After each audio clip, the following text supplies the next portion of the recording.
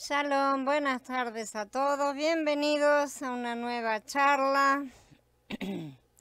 Shalom Aníbal, Johnny, Jairo, Lina, Gaby, Meli, Jorge, Ale, Claudio, Dolis, Alfonso, sean todos bienvenidos. La pregunta acerca del milenio. Los hombres durante mucho tiempo han especulado sobre qué va a pasar en las ciudades que deben venir todavía, cuál será la condición del hombre cuando sea levantado, cuál es el propósito del reinado de Mashiach en la era venidera, conocido por los judíos, los primeros cristianos como la era del reino, la era mesiánica, en qué se distingue en la siguiente era descrita como el nuevo cielo y la nueva tierra, que tenía en ella una nueva Jerusalén. Posiblemente aún más confuso para la gente de hoy en día es todo este comentario hacia nuestro destino y morada final en el cielo, todavía más confuso que para aquella época. Ellos estaban más sacanos de estas cosas. Si el hogar de los creyentes está en el cielo, según predican, ¿para qué tienen que volver los santos a la tierra en el momento de la resurrección de los muertos para poder reinar con Mashiach, como dice el libro de Hitgalut en el capítulo 5 y en muchos otros lugares como este? ¿Cuál es el propósito del milenio? Yo he tenido varios encuentros con personas en el ministerio quienes estaban muy perplejos ante estas y otras preguntas similares. Si ellos se encuentran perplejos, no debería ser ninguna sorpresa que aún muchos típicos creyentes de término medio se encuentren también confusos y turbados.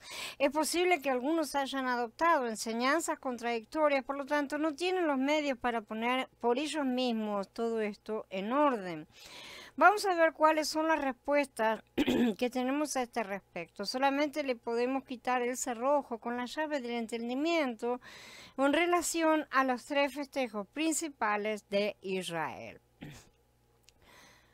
Las tres festividades de Israel entonces. Cuando Elohim guió a Israel fuera de Egipto en el desierto y a la tierra prometida, él instituyó varias fiestas o días de fiesta para conmemorar los eventos importantes. Las tres principales celebraciones eran Pesach, Shavuot y Sukkot.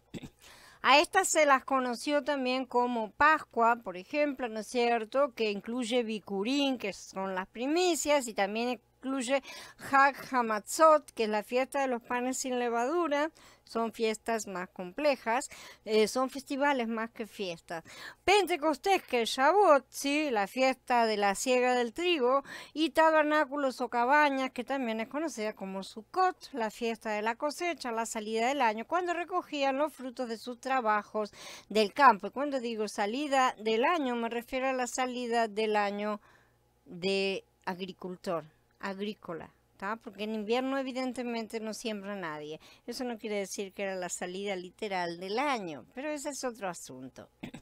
Pesaj, entonces, era la primera fiesta de Israel, se llevaba a cabo al final del mes de marzo, a principios del mes de abril, dependiendo.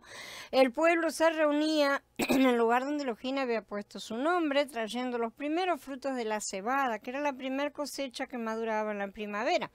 50 días después que se ofrendaba la cebada, se reunía el pueblo una vez más delante de Elohim para ofrecerle los primeros frutos del nuevo trigo maduro, ¿no es cierto?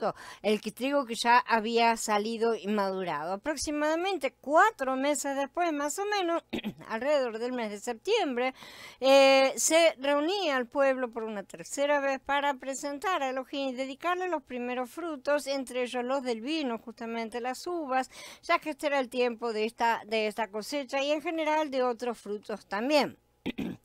Estas tres festividades son en muchas maneras proféticas. Expresan los tres estados de desarrollo que el reino de Elohim ha tenido sobre la tierra. Estas fiestas nos enseñan los tres ungimientos o manifestaciones del Ruach, las cuales están asociadas con cada paso que se ha dado en el desarrollo del reino. Finalmente, los primeros frutos son la sombra y el tipo de la gran cosecha que está por venir. La era de Pesach fue desde el tiempo de de Moshe hasta Mashiach, ¿sí? Mostrando la unción desde un primer nivel de ungimiento y de poder en el cual el reino de Elohim operaba relativamente en una proporción de infancia en la casa de Israel. El día de Shavuot, en Maaseh capítulo 2, ¿sí? Fue cuando comenzó la era de Shavuot, acompañada por un poder más desarrollado del Ruach HaKodesh, ¿sí? Y esto le aportó al reino de Elohim un poder enteramente nuevo. Pero aún Shaul reconoció en 3 ocasiones diferentes que esto era solamente la primicia del Ruach, una prima o garantía, las arras, ¿no es cierto?, la llamó, de algo mejor que debía venir. Shaul tenía en mente la era de Sukkot, en la cual iba a ser derramada la plenitud del Ruach y sería establecido en una forma más elevada, con un poder más grandioso aún, el reino de Elohim en la tierra. La clave para poder entender el reino Elohim está en poder distinguirlo en sus 3 estados de desarrollo, ¿sí? En vez de comparar o confrontar un punto de vista con el otro y decir, me gusta más mi figurita que la tuya. Algunos creen que el reino de Elohim ya está aquí y ciertamente están correctos. Otros dicen que el reino de Elohim es algo futuro, es algo que va a venir, y estos también están correctos. Unos pocos creen también que el reino de Elohim comenzó con Moshe, también están correctos. El reino de Elohim verdaderamente comenzó en el tiempo de Moshe, cuando por primera vez en el monte Joreb sí fue instituido como un reino. Pero el reino de Elohim fue manifestado de una forma superior bajo la unción pentecostal en el capítulo 2 del libro de los Hechos en Maaseh. Pero también el reino de Elohim en este momento, al escribir estas cosas, si ustedes leerlas o escucharlas, es algo a un futuro. Esperamos el derramamiento del Ruach bajo la fiesta de Sukkot, la cual revelará el reino de Elohim en la tierra en su forma más suprema y gloriosa para esa dispensación, digamos, para ese momento. Solamente este punto de vista es suficientemente amplio para poder encerrar y abarcar a los que creen en la idea de que el reino está aquí y ahora, como también el punto de vista del futuro reino. No necesitan estar discutiendo por detalles menores porque las dos cosas son reales y verdaderas. Bajo la dirección de Moshe, el pueblo de Israel sin duda alguna pensó que en ese entonces el reino de Elohim había venido en su plenitud.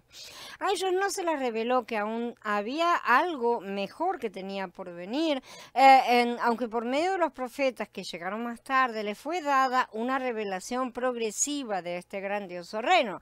Aún así, la mayoría de la gente no entendió el significado verdadero de sus propios días festivos. En su deseo y celo de agradar a Elohim se enfocaron en extremo en los ritos, y esto es lo que hace el ser humano normalmente cuando no termina de conocer a la persona y busca simplemente agradarla en lo que sea, ¿no es cierto? En lo que piensa que a la otra persona le agrada, pero es una cuestión externa y no interna. Entonces, en ese deseo se enfocaron demasiado en los ritos. Aún hoy muchos se enfocan únicamente en este aspecto externo de las moedín, ¿sí? Creyendo que guardándolas mejoran su situación espiritual. Esta fue una de las razones por las cuales verdaderamente no reconocieron al verdadero Cordero de Elohim cuando era señalado a la gente por Yahanan el inmersor, ni tampoco pudieron ver que él tenía que morir en el tiempo de Pesaj por los pecados del mundo. Ellos no habían entendido el significado profético de todas las fiestas, y esta es también la razón por la cual muchos serán dejados fuera del reino en su segunda venida, porque muchos no están reconociendo las señales actuales y no las verán hasta que sea demasiado tarde. La congregación primitiva entendió claramente el significado de la fiesta solemne de Pesaj. Ellos expusieron con claridad el motivo de la muerte de Yeshua, pero el pueblo, en su mayoría, tenía solamente una perspectiva vaga de Shavuot. Tenían la idea de lo que Yeshua había venido a hacer en Pesaj, eso les quedó muy claro, pero el resto lo tenían vagamente. Sí, habían pasado ciertamente a un nivel más desarrollado. Esto sin duda alguna había aumentado su entendimiento del plan de Elohim. Sin embargo, tenían muy poco o carecían por completo del entendimiento de la fiesta de Sukkot. Shavuot era para ellos el principal y fundamental punto focal donde se centraron, y eso lo podemos entender porque era algo nuevo, maravilloso aquí en la tierra, el derramamiento del Ruach hoy, aquí y ahora.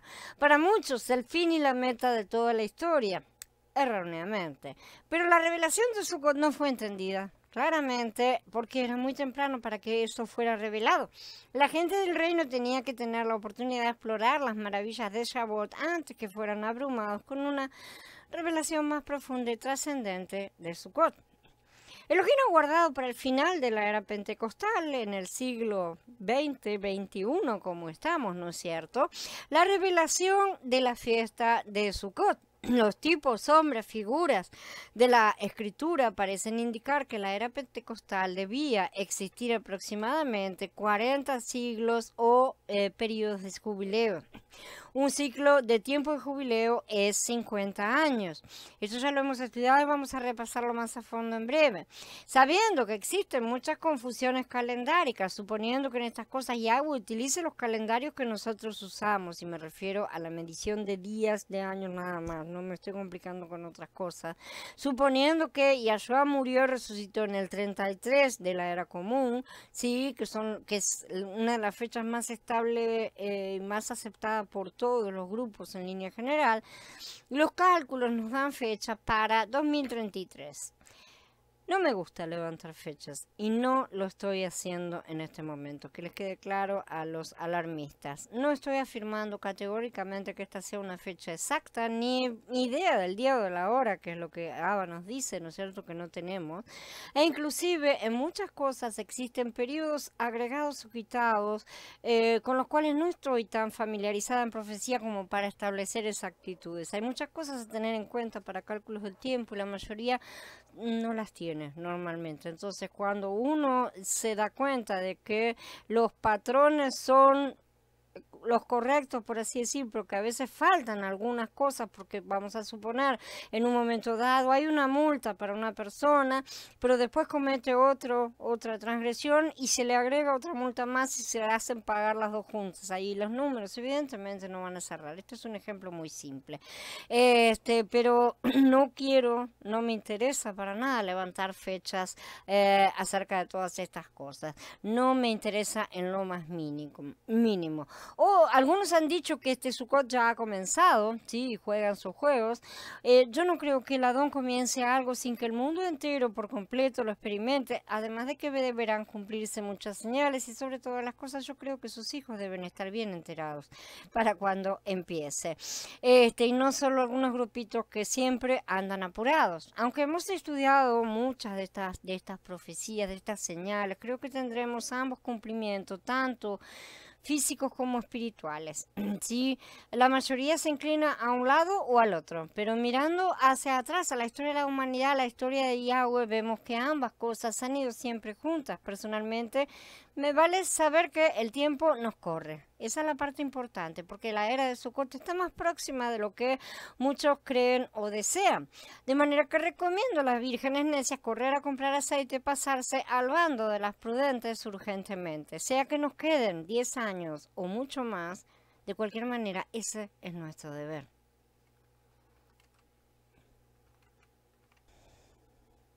Shalom, Eduardo, Blanca.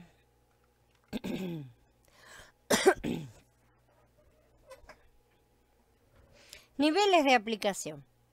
Los días festivos de Israel se manifiestan en 3 niveles. El primero es el nivel individual. En este nivel, la fiesta de Pesach tiene un cumplimiento en nosotros porque somos justificados por la fe en la sangre del Cordero. Pesach era una festividad durante la cual la gente sacrificaba un cordero, rociaba con la sangre los dinteles de la puerta. Como creyentes, nosotros sabemos que Yahshua es el verdadero Cordero de Elohim, quien hizo realidad esa figura simbólica en su muerte en el madero en Pesach. ¿Sí? Cuando pusimos nuestra fe en su sangre derramada, fuimos nosotros justificados por la fe.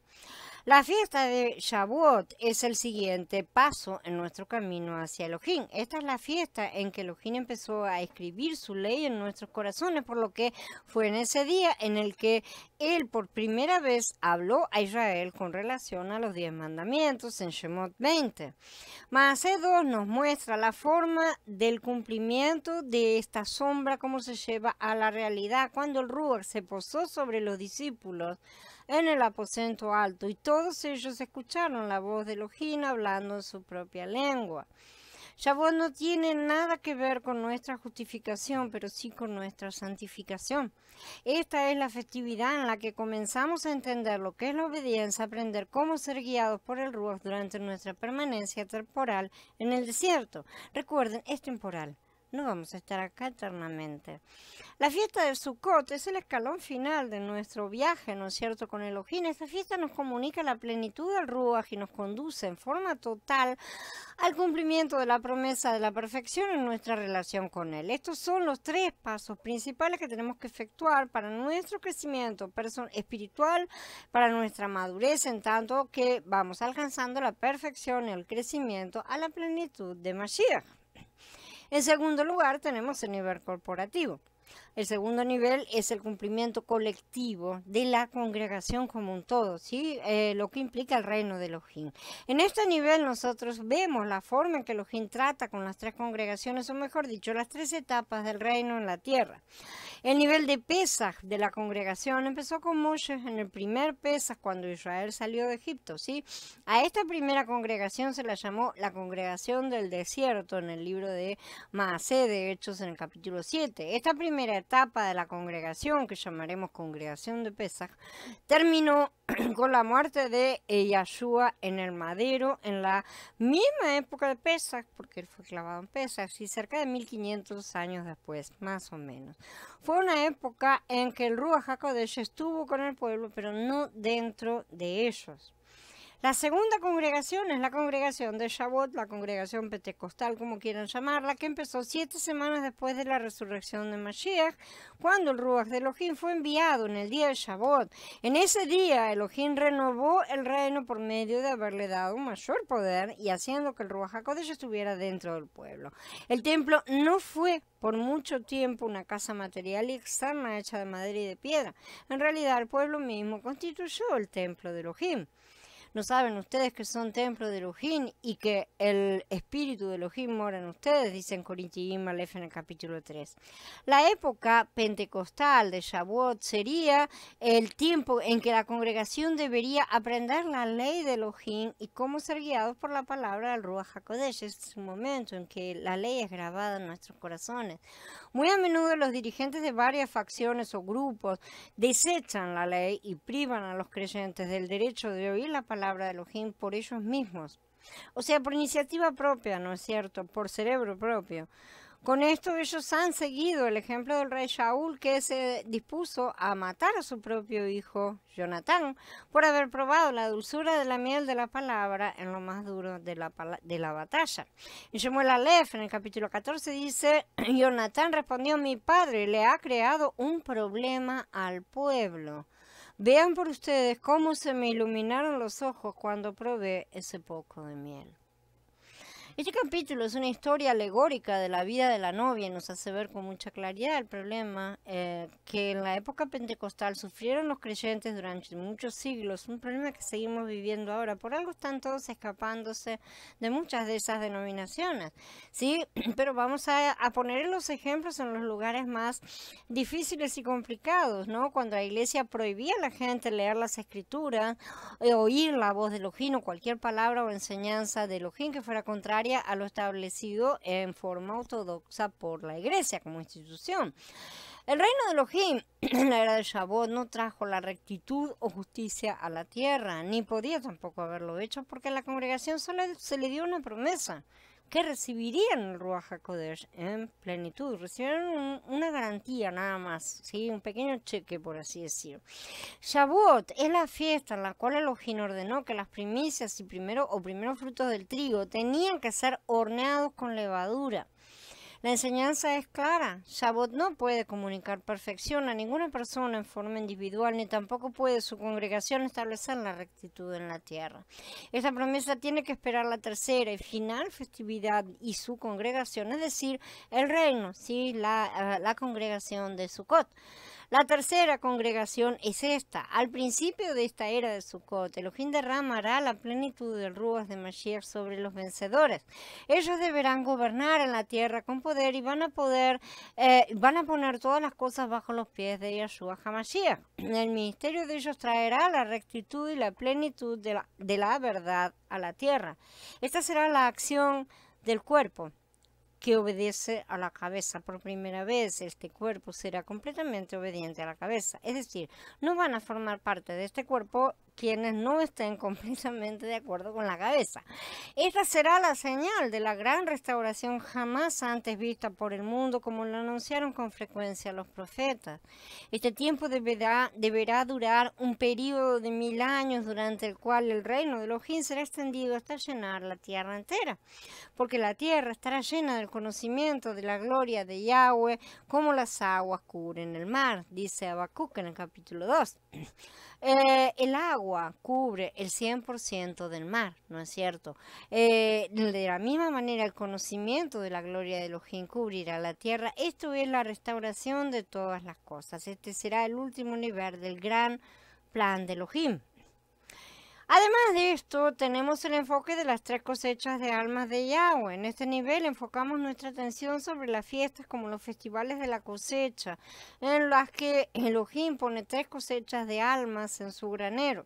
La primera cosecha es la del grupo de la cebada, o sea, los vencedores. Esto ocurre el tiempo de la primera resurrección, cuya fecha Yahanan determina que deberá ser en el comienzo del periodo de los 1000 años. La cosecha del trigo, que es la congregación en general, será recogida en el segundo gran tiempo señalado como para el juicio del gran trono blanco, y esto va a ocurrir al final de los 1000 años, o al principio del periodo del 8º milenio. La verdad es un poco antes, ¿no es cierto?, se supone. En este tiempo, los no creyentes, o sea, la recolección de la uva, empezarán a ser pisoteados o triturados para luego limpiarlos y purificarlos de manera tal que ellos también estarán listos o aptos para que el Adón los pueda usar. La cosecha de la uva será entonces efectuada al final del tiempo en el jubileo de la creación. Tenemos entonces Pesaj, la aplicación personal.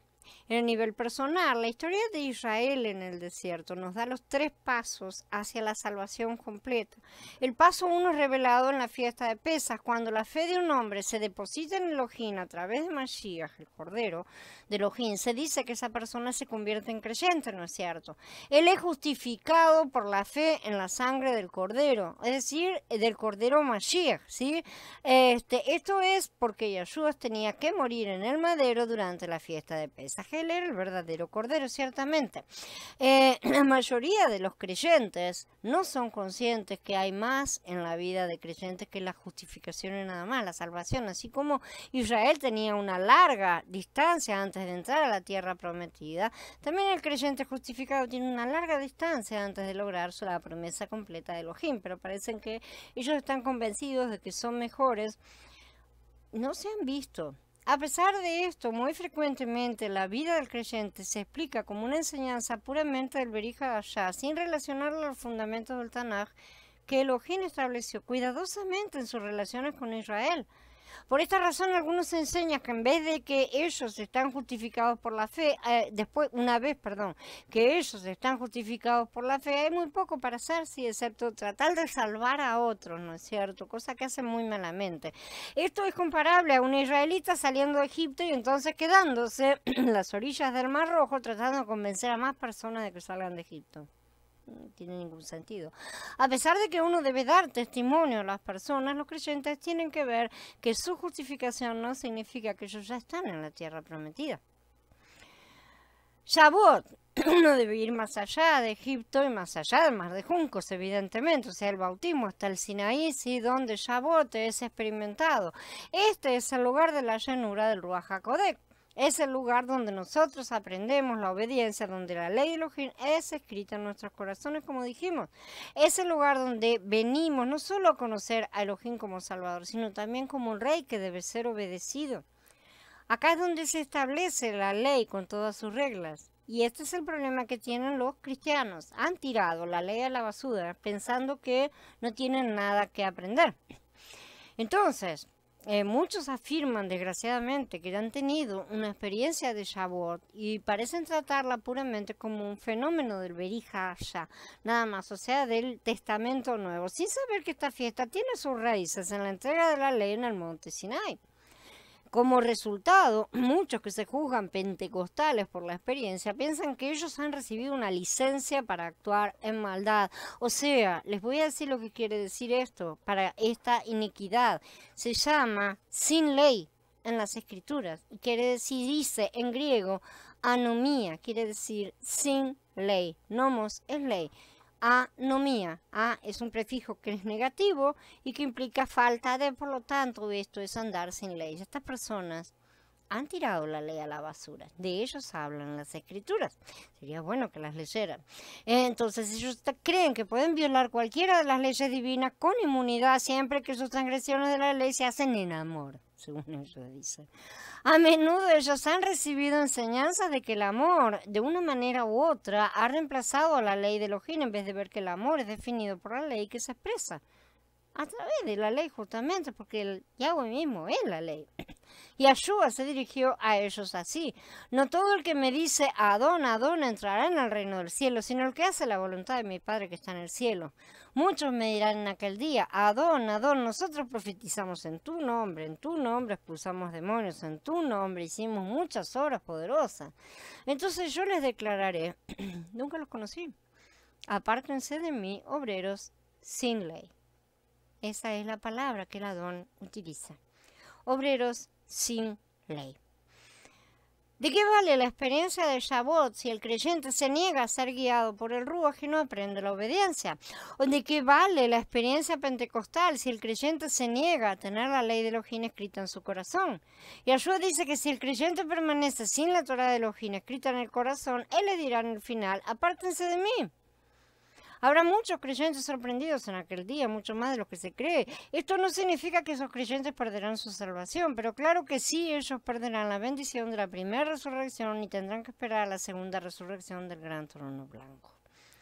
Además, muchos que han ido de verdad más allá del mar de juncos, han experimentado Shavuot, dicen que ellos han logrado el evangelio completo. Esta opinión es comparable a Israel negándose a moverse fuera del monte Sinai para ir a la tierra prometida. Y diciendo: no, esos son gigantes. No hay realmente ningún evangelio completo hasta que uno va más allá de Shavuot y aprende los principios de la fiesta de Sukkot, que son los siguientes. Después de dar la ley a Israel, Elohim los envió a Kadesh Barnea, donde ellos enviaron a 12 hombres a que espiaran la tierra. Cuando ellos volvieron, los espías unánimemente estuvieron de acuerdo en que aquella era una tierra buena para heredar. Sin embargo, 10 de ellos trajeron un mensaje de miedo, insistiendo en que ellos serían incapaces de conquistar la tierra. Caleb y Joshua, por otro lado, tenían la fe que Elohim les daría la tierra y exhortaron a la gente a que cruzaran el Jardín como Elohim había ordenado. Entonces la gente quiso apedrearlos. Caleb y Joshua escaparon de ser apedreados solo porque la gloria de Elohim asustó a la gente. Ese día de decisión fue el 50º jubileo de Adán, muy probablemente, como vamos a ver en otro estudio, si Abba permite más adelante. Debería haber sido un día de regocijo y alegría, un día de tocar la trompeta como señal para cada hombre entrar en su herencia, o sea, un día de liberación. Tendría que haber sido, y es muy probable que haya caído dentro de las cuentas proféticas según el calendario del Padre, y su calendario se maneja por jubileos. Entonces, lamentablemente, esta gente se negó, ¿no es cierto?, a entrar en la tierra, no tuvieron la fe. Entonces, ese día llegó a ser conmemorado como el día de la expiación. Yom Kippur, sí, un día de lamento, de ayuno y de arrepentimiento. Caramba, tenía que haber entrado y ellos lo transformaron en un día de tener que estar pidiendo perdón todo el tiempo, porque se negaron a ser salvos. Si Israel hubiera seguido la recomendación de Caleb y Joshua, ellos realmente habían entrado en Canaán 5 días después del primer día de Sukkot. Esta fiesta era un periodo de 7 días, sí, representando el tiempo de la conquista de Canaán, por supuesto, en sombra. Cuando Israel cruzó finalmente el Jardín, 38 años después, les tomó 6 años para dominar los cananitas. En el 7º año, la tierra fue dividida entre todas las tribus y familias de Israel. Y eso todavía se duplicó en 7 años más de estar de guerras en guerras, por así decir, pero locales. En otros términos, eran 7 años desde el cruce del Jardín hasta la posesión de la herencia y nada más. Estudiando estas cosas se demuestra que hay mucho más que solo salvación en las fiestas de primavera, Pesach, Shavuot, ¿sí?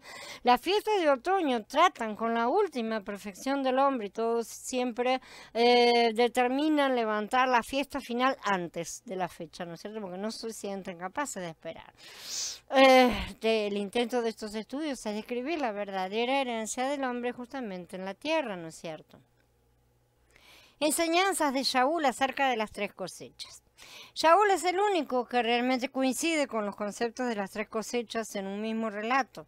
Esto se encuentra en el capítulo referente a la gran resurrección, en el capítulo 15 de Corintiim Aleph. En los primeros 21 pasuquín, él hace énfasis sobre la importancia de la creencia firme de que Yahshua HaMashiach fue resucitado de entre los muertos. Ahora, hermanos, quiero recordarles la buena nueva que les anuncié. Ustedes la recibieron y también están firmes en ella. Y por medio de ella también se salvan, si la retienen como yo se las he proclamado. De lo contrario, creyeron en vano. En primer lugar, les he enseñado lo que también recibí, que el Mashiach murió por nuestros pecados conforme a las Escrituras, que lo sepultaron y que resucitó al tercer día conforme a las Escrituras. Ahora bien, si se predica que el Mashiach ha resucitado entre los muertos, ¿cómo es que algunos entre ustedes dicen que no hay resurrección de muertos? Porque si no hay resurrección de muertos, tampoco el Mashiach ha resucitado. Y si el Mashiach no ha resucitado, vana es nuestra proclamación, vana también es la fe de ustedes. Y hasta quedamos como falsos testigos de Elohim, porque hemos dado testimonio de que Elohim resucitó al Mashiach cuando no lo resucitó, si es que los muertos no resucitan. Porque si los muertos no resucitan, tampoco el Mashiach ha resucitado. Y si el Mashiach no ha resucitado, entonces la fe de ustedes es inútil, todavía están en sus pecados. En tal caso, también los que han dormido en el Mashiach han perecido. Si nuestra esperanza en el Mashiach es para esta vida solamente, somos los más infelices de todos los hombres. Pero el caso es que el Mashiach sí resucitó entre los muertos, como primicia de los que durmieron. Puesto que la muerte entró por medio de un hombre, también por medio de un hombre ha venido la resurrección de los muertos. El apóstol insiste con firmeza en que si Yahshua no resucitó entre los muertos, entonces nuestra fe es vana. Vayan a lavar los platos, vayan a pasear, vayan a hacer lo que quieran. ¿Sí? Porque su resurrección, la de Mashiach, es prueba absoluta de que el Ruach de Elohim pueden en verdad sí resucitar a los muertos. Nuestra fe, de hecho, está fundamentada en ese hecho histórico. A eso es lo que esperamos. Seguidamente, en los pasuquín del 22 al 28, Saúl hace referencia a nuestra propia resurrección. Nos dice que hay 3 clases de gente, o sea, 3 grupos que serán resucitados en diferentes épocas de la historia. Porque así como en Adán todos mueren, así también en el Mashiach todos serán vivificados, pero cada uno en su orden. El Mashiach, las primicias, luego los que son del Mashiach en su venida. Después el fin, cuando Él entregue el reino al Elohim y Padre, cuando haya anulado ya todo principado, autoridad y poder.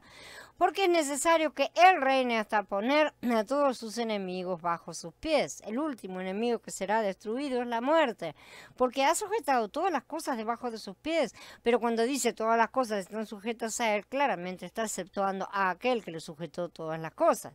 Pero cuando le hayan puesto en sujeción todas las cosas, entonces el Hijo mismo también se sujetará a aquel que le sujetó todas las cosas, para que Yahweh sea el todo en todos.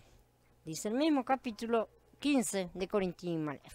Estas 3 categorías corresponden específicamente a los 3 días festivos principales de Israel.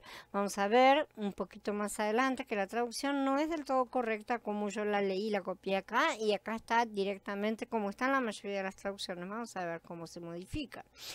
La cosecha de la cebada y del trigo. Shaul empieza su discusión referente a la resurrección por medio de una declaración generalizada que nos hace saber a dónde nos está llevando.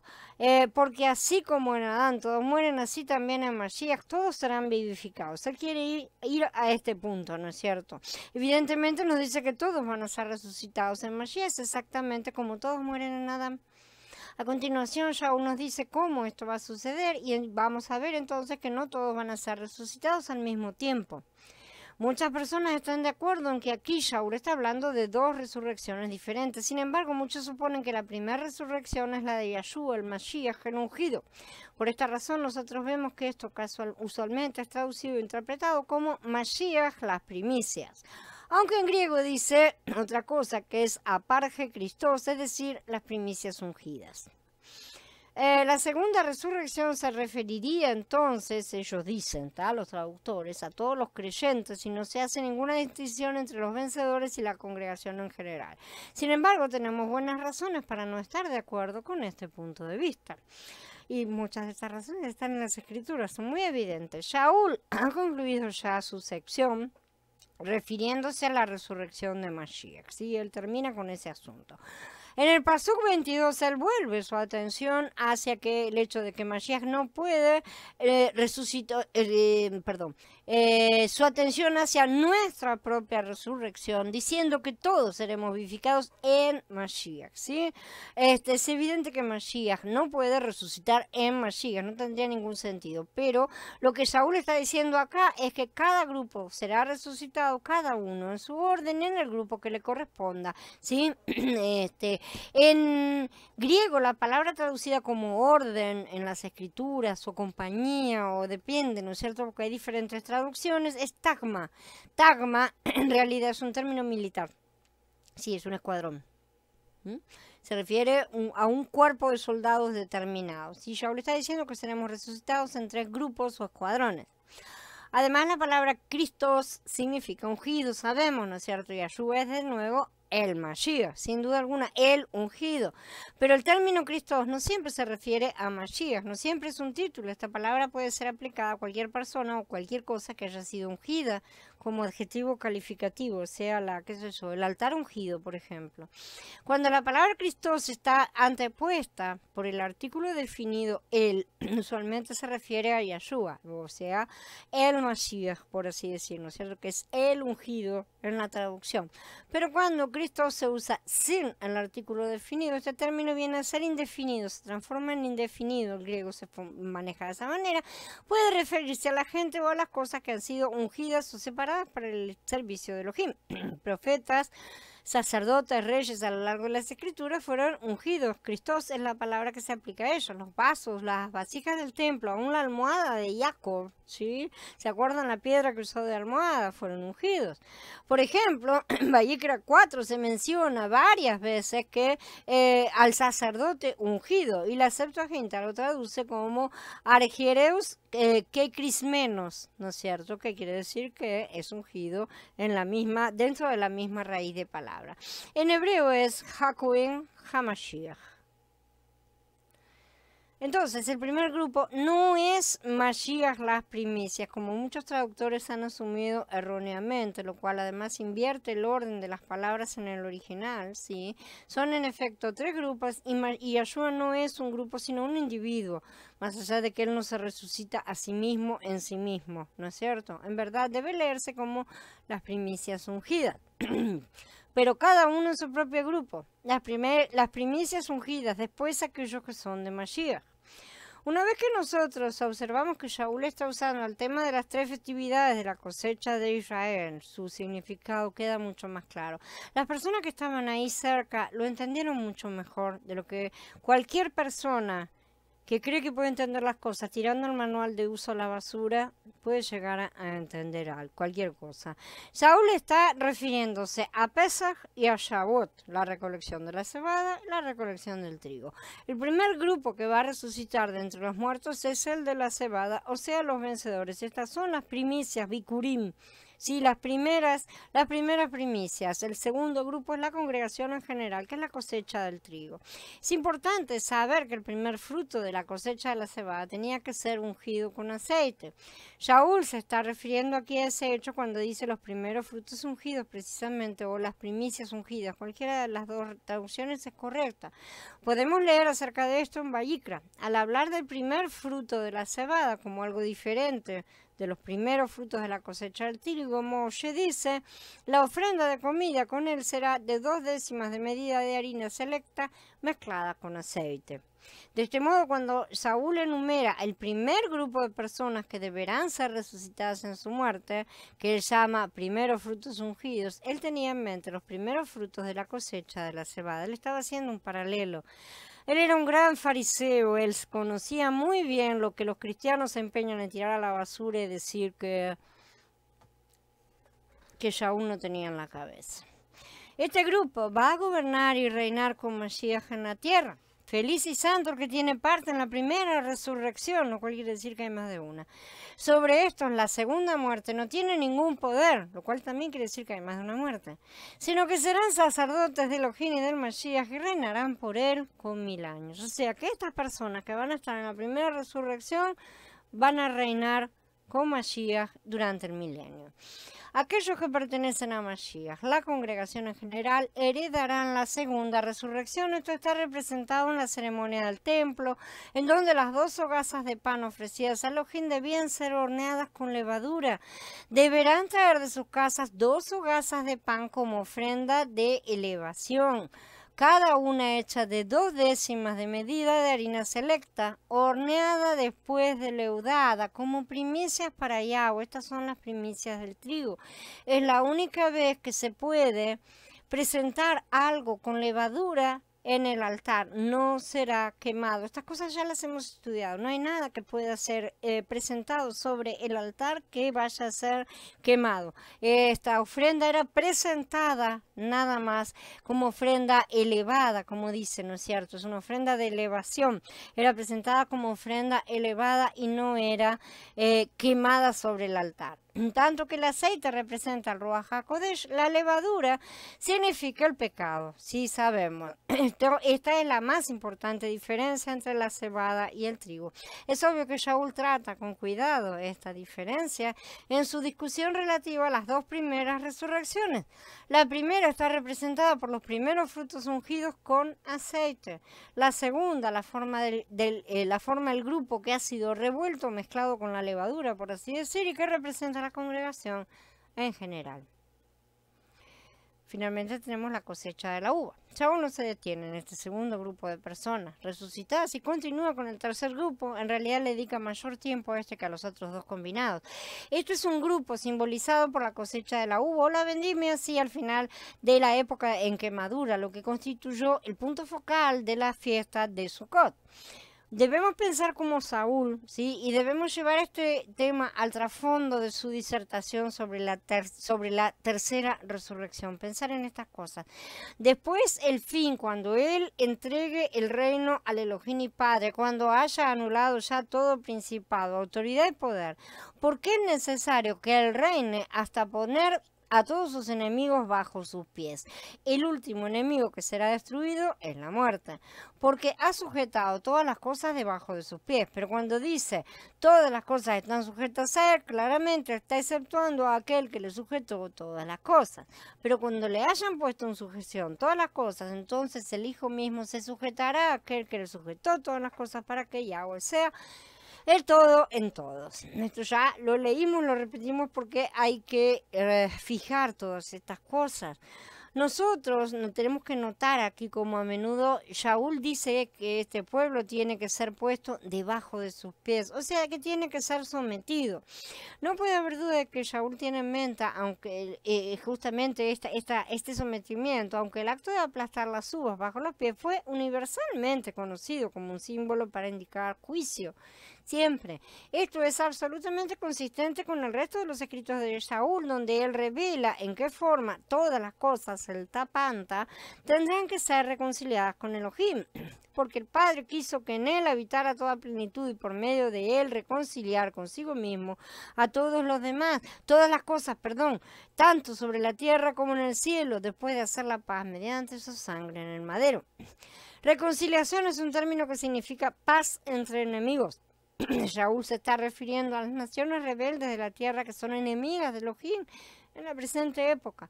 Shaul dice que el propósito de la creación es que esas naciones sean sometidas a Mashiach.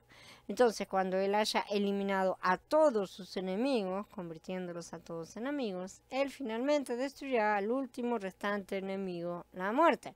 Solamente se puede destruir a la muerte por medio de dar la vida. La única forma de eliminar la muerte es que todo tenga vida.